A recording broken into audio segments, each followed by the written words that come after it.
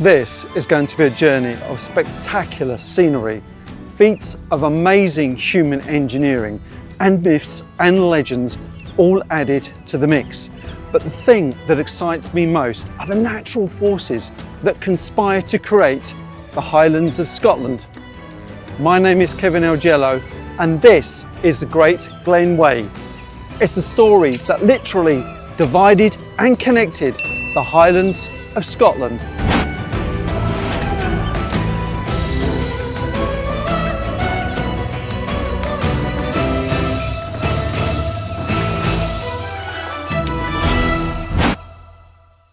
I was just looking at my map from Ordnance Survey. Ordnance Survey is the mapping system for the British Isles, and I noticed marked on the map was a symbol for a fort.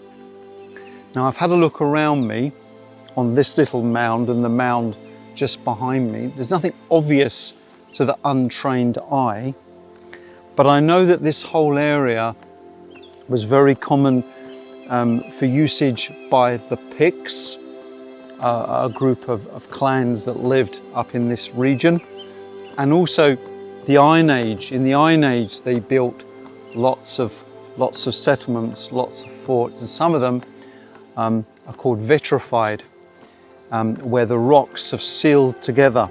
No one is exactly quite sure how they did this in the Iron Age, and it created a whole bunch of conspiracy theory, from aliens to solar flares.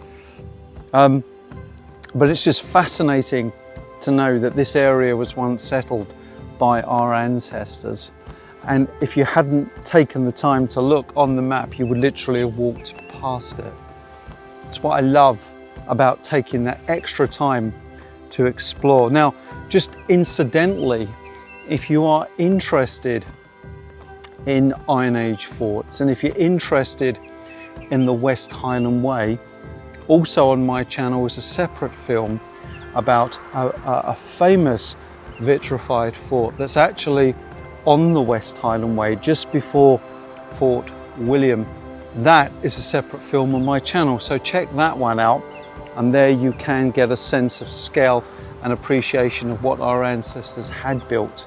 But nonetheless, just being here on a site where there once were people living and hopefully thriving, but definitely existing on our landscape, is a fascinating asset to the Great Glen Way. The Dundee film on my channel is one of my favourite micro-adventures. And if you're curious, there is a link at the end of this film which will take you to it. I do love history, and on the Great Glen Way there is an absolute must: Urquhart Castle, and it's one of Scotland's finest. The castle was built from the 13th to the 16th century, but was laid to ruin by the English government in 1692 to prevent the castle falling into the hands of the Jacobites, the political group opposed to English rule. I'm so pleased that I've taken the time to come off route to Urquhart Castle. I know that it's a 3-mile return trip on foot back to Dromnadrochit to recapture the Great Glen Way, but if you're going to come this far, if you really want to experience, I'd say, the highlight of the Great Glen Way, it has to be this castle. You just feel a real essence and spirit of Loch Ness. Probably one reason why the castle is so popular and iconic is its location. Perched high on a rocky outcrop of land overlooking Loch Ness. Hollywood couldn't have written a better location. Loch Ness doesn't need a monster. It is its own beast, approaching 40 kilometres in length and with a staggering depth of nearly 230 metres. It's more like an inland sea rather than a loch, the Scottish word for lake. With a harsh environment and water that never gets above 5 degrees Celsius even in summer, Loch Ness has earned itself its own lifeboat station. Shaped by the ice and positioned by the Great Glen geological fault, and home to one of the world's greatest enigmas, Nessie. With a great night's sleep behind me at a local campsite, I headed to the hub of the Loch Ness Monster.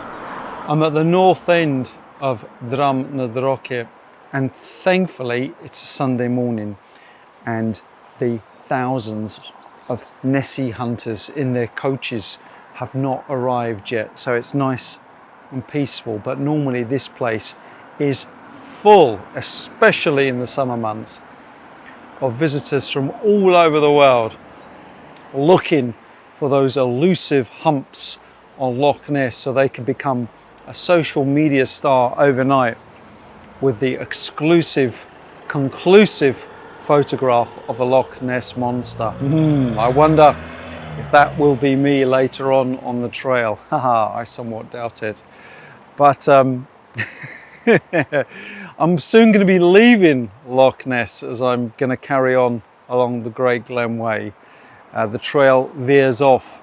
So I've only got probably another 2 or 3 hours alongside the banks of Loch Ness to hopefully catch that elusive photograph of the Loch Ness Monster. Don't know why I'm doing a Dracula voice. Anyway, enjoy. Per dollar invested in marketing and infrastructure, Nessie draws in more income than any other tourist attraction in the world. But I was glad to get on with the rest of the trail.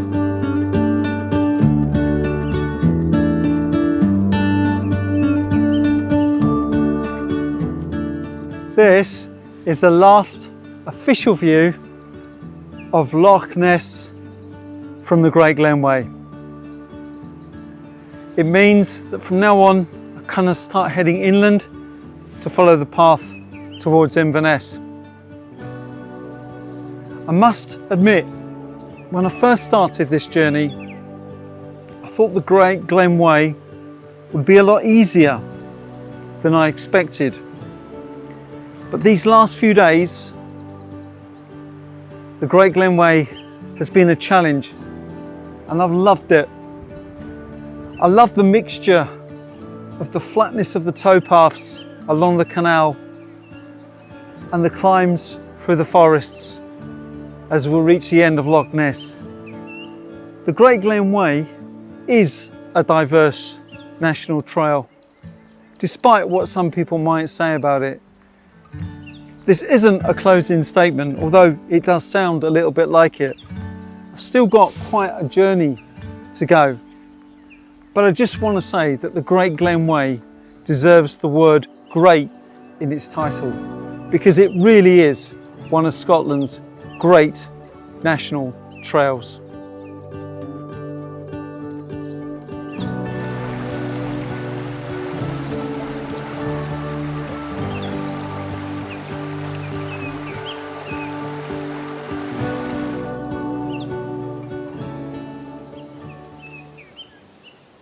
I'm absolutely loving this this highland plateau.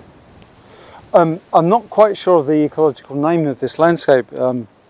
Just can't get it out, but I love it. There's lichen, there's heather, there's gorse. It's almost like its own microhabitat. I wasn't expecting this. It feels remote. That's the way to describe it. It feels remote and special. I was now entering the Abrecan forest, a forest looked after by its local community. But some hand-painted signs on the trail were gaining my curiosity. It says open 365 days a year. They could have a sick joke and be closed today. This is really curious. This is well documented on the Great Glen Way. This campsite slash cafe slash I have no idea what to expect slash. So I'm really looking forward to this, and it's been a long day, and I wonder what food they have in the cafe that's open 365 days a year. This is so weird. This is the weirdest campsite cafe I've ever stayed at in my life, and my work has taken me to a lot of countries, but this is bizarre. Come in. So this is the restaurant.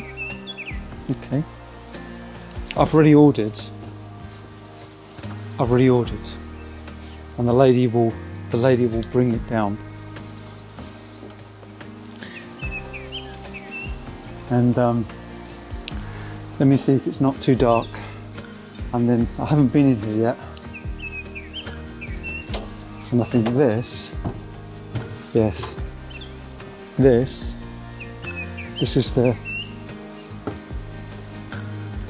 the dining area.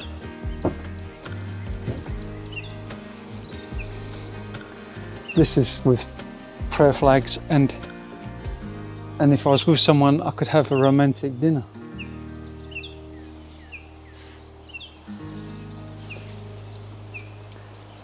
I'm really blown for words, actually. It's in the best possible way, with the absolute greatest respect. It's a little bit like that film Blair Witch, but with lovely people. My host Sandra is a lovely lady. Shall I use the word eccentric? I shall. I love it. I love it how people can literally eke out a living from this little wee place in the woods, in a world of rules and regulations and health and safety and hygiene standards.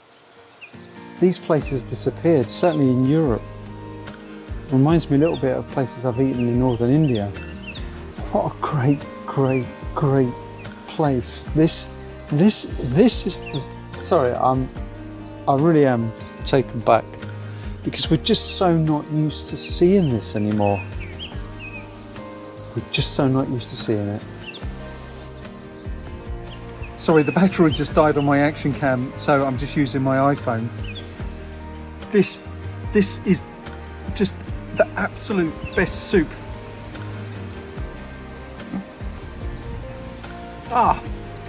It's beautiful. I'll tell you what, forget all this this Great Glen way, walking Loch. Just come to this place. Just stay here for 2 weeks. It is brilliant. I left early that morning, and I made the most of my last day on the Great Glen Way. I guess something I haven't actually mentioned is what I'm really enjoying and taking time to read are these blue signs that you find along the way. They've been with me since leaving Fort William, and this one is talking about cattle droving. Of course, cattle have always been and still are to be a big business around the world, none more so in Scotland, and many of the roads and paths and tracks that many of the great trails in Scotland utilise were roads used for cattle droving. A bygone era, as so many things are, but nonetheless these little information signs really do add just that little bit more value, so you can discover a little bit more about the land you're walking through. And it's definitely worth taking that couple of extra minutes just to have a quick read. I was now on the home run. My time on the trail was coming to an end when my final destination came into sight. And that's Inverness in the distance. From first seeing the town of Inverness stretching out in front of you to actually entering the city itself does take a couple of hours.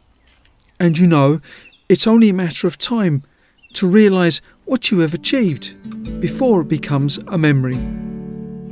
But in those final stages, Thomas Telford was still leaving his mark. This is the Caledonian Canal. It feels like I'm revisiting an old friend as it creeps towards the centre of Inverness and inevitably out into the North Sea. It really feels like my journey is coming to an end. As you cross the bridge onto Ness Island and follow the River Ness, your end goal is now in sight.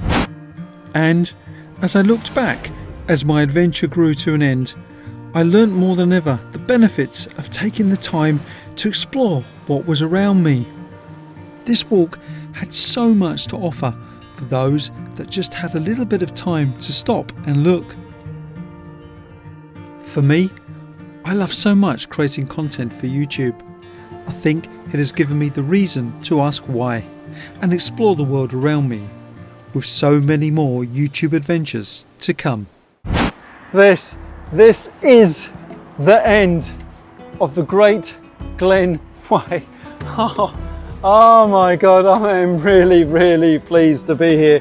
That journey into Inverness is like it never ever ends, but it is fantastic, absolutely fantastic. I thoroughly enjoyed the Great Glen Way, and I really hope that you have enjoyed my film. It does take a considerable amount of energy making films like this, especially when you're filming yourself, as you can imagine.